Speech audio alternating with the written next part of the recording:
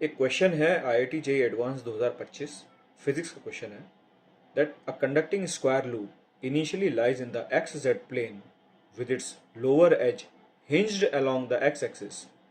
Only in the region y greater than 0 there is a time dependent magnetic field pointing along the z direction.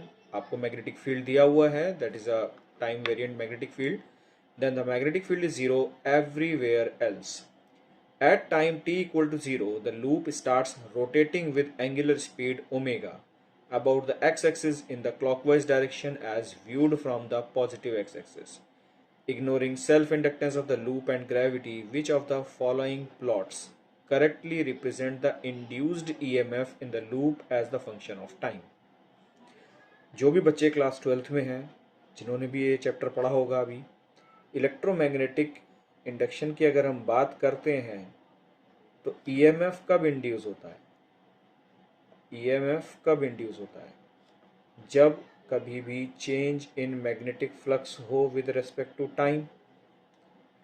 अब अगर बात करें बेटा change in magnetic flux की, तो वो होता है आपका magnetic field into change in area या फिर change in magnetic field into area, कुछ भी दोनों में से चेंज अगर हो रहा है।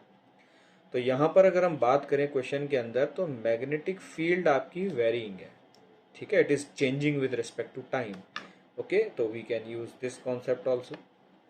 Now in this question you can see that 4 graphs are given to us. If we talk about the complete rotation of this loop, बिल्कुल सिंपल शब्दों में समझाऊंगा आप लोगों को, जिसको बिल्कुल बेसिक इन्फॉर्मेशन है। इसको ये मत समझिएगा कि हम जेई एडवांस का क्वेश्चन सॉल्व करें, बिल्कुल बेसिक नॉलेज के साथ। अभी तक में बिल्कुल बेसिक मैंने आपको बताया ईएमएफ कब इंड्यूस होता है, जब फ्लक्स में चेंज होता है विद रिस्पेक्ट टू टाइम। अब यहाँ पर अगर इस क्वेश्चन में मैं इस फिगर को थोड़ा सा जूम कर देता हूँ, तो इधर आप देखेंगे कि जो मैग्नेटिक फील्ड है वो सिर्फ हमारी के कैप यानी कि जेड एक्सिस की तरफ पॉइंटेड है। इधर यहाँ इस एरिया में, इधर वाले एरिया में कोई भी मैग्नेटिक फील्ड प्रेजेंट नहीं है, तो कोई चेंज भी नहीं होगा। तो ऑब्वियस सी बात है कि इतने एरिया के अंदर कोई भी फ्लक्स में चेंज नहीं आएगा, ईएमएफ भी इंड्यूस नहीं होगी। जो भी ईएमएफ इंड्यूस होगी वो इतने टाइम में होगी, ठीक। अब अगर मैं पूरे टाइम पीरियड की बात करता हूं तो पूरा टाइम पीरियड होता है 2π/ω, ठीक है। यहाँ तो इधर हम लोगों ने, सॉरी यहाँ टाइम मैंने गलत लिख दिया, यहाँ पे टाइम का फॉर्मूला 2π/ω होगा। बिल्कुल बेसिक कॉन्सेप्ट के साथ, तो टाइम पीरियड का हमारा फॉर्मूला हो जाएगा 2π/ω। Now what is time period? आप लोग क्लास 8th 9th से पढ़ते आ रहे हैं। टाइम पीरियड होता है फॉर द कंप्लीट रोटेशन, कितना टाइम लगा। तो यहाँ पर अगर मैं इस कॉइल के कंप्लीट रोटेशन की बात करूंगा तो कितना टाइम लगा, 2π/ω। तो अगर मैं सिर्फ इसके हाफ रोटेशन, क्योंकि हम बात कर रहे हैं, मैं यहाँ पे इंक कलर चेंज कर देता हूँ आपको थोड़ा क्लियर हो जाएगा। हम बात कर रहे हैं सिर्फ इतने हिस्से की, क्योंकि यहाँ इतने ही हिस्से में मैग्नेटिक फील्ड प्रेजेंट है। तो इतने हिस्से का टाइम पीरियड की अगर मैं बात करूंगा स्मॉल टी, तो वो इसका आधा हो जाएगा यानी कि π/ω।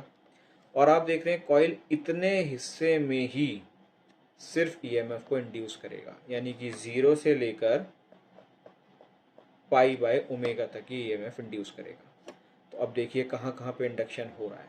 अच्छा, जिस टाइम पर ये कॉइल इस फेज पर होगी, इसका एरिया वेक्टर ऐसे सामने की तरफ निकल रहा होगा और इसका जो बी होगा वो हमारा ऊपर की तरफ हो जाएगा। मैग्नेटिक फील्ड यहाँ पे हमें के कैप दिया हुआ है, एरिया वेक्टर हमारा यहाँ पर है प्रेजेंट में।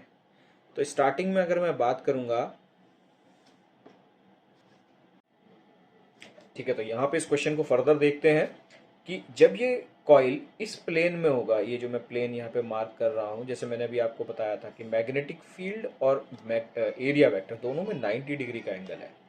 तो अगर हम बात करें फ्लक्स की, तो बेटा फ्लक्स का फॉर्मूला क्या होता है? If you talk about flux, so that is BA cos theta, ठीक है। तो अभी इस केस में तो थीटा 90 डिग्री है, तो cos 90 की वैल्यू कितना होती है? 0। तो अभी फ्लक्स 0 है, यानी कि इस पॉइंट पे, ठीक। जब ये कॉइल घूम के इस पॉइंट पर आ जाएगी यहाँ, तो अभी इसका जो एरिया वेक्टर होगा और जो मैग्नेटिक फील्ड होगा उनमें ऑलमोस्ट 0 डिग्री का एंगल बनेगा। तो बेसिकली अगर मैं बात करूंगा कि फ्लक्स पहले 0 था और अब कुछ एक पॉजिटिव वैल्यू पर आ गया है, ठीक है, तो चेंज इन फ्लक्स पॉजिटिव हो जाएगा। बट अगर मैं इंड्यूस्ड ईएमएफ की बात करता हूँ तो वो तो नेगेटिव होता है, negative of change in flux upon change in time. तो बेसिकली जब फ्लक्स में पॉजिटिव चेंज आ रहा है और आगे एक नेगेटिव लिखा हुआ है, तो इसका मतलब इतने टाइम पीरियड के दौरान, यानी कि यहाँ से लेकर और यहाँ तक जो फ्लक्स का यानी ईएमएफ इंड्यूस रहेगा वो नेगेटिव से पॉजिटिव की तरफ जाएगा। अब बी ऑप्शन में देख रहे हैं तो इनिशियली वो जीरो कर रहा है इंड्यूस्ड ईएमएफ को, तो वो गलत हो गया। सी पॉइंट में अभी हम इसको फिलहाल के लिए कंसिडर कर सकते हैं, और डी भी हमारा गलत हो गया क्योंकि जब टाइम इंस्टेंट जीरो है तो उसने ईएमएफ इंडक्शन जीरो दिखा रखा है, दैट इज नॉट जीरो। ठीक है, it should be from negative to positive induced EMF की बात करें। अब यहाँ पर आपको काम आएगी वो चीज़ जो मैंने अभी आपको वीडियो की स्टार्टिंग में बताया था कि इतने रीजन में जो ये वाला जो रीजन है यहाँ पर तो कोई ईएमएफ इंड्यूस है ही नहीं ना, मतलब पाई बाय ओमेगा के बाद यहाँ फर्दर यहाँ तक कोई भी ईएमएफ इंडक्शन नहीं है, तो फिर यहाँ पे कैसे ईएमएफ इंड्यूस हो रहा है इधर, सी ऑप्शन में गलत हो गया।